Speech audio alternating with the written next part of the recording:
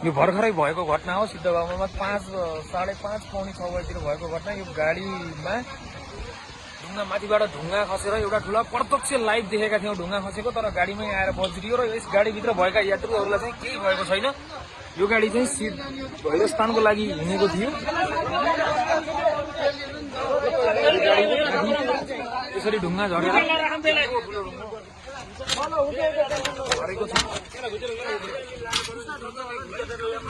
गाडी त खतम भएको छ नि, मान्छेलाई केही भएको छैन। ढुङ्गा नफाला माधव, त्यही राख ढुङ्गा। यो गाडी भर्खरै 15 मिनट पहिलाको कुरा हो। ढुङ्गा कहाँ राख्यौ?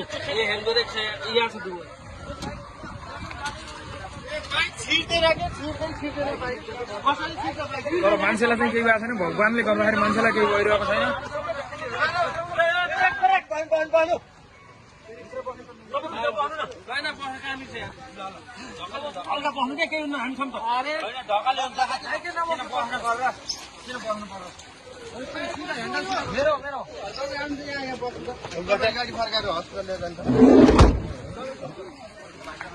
खै यसो अन्त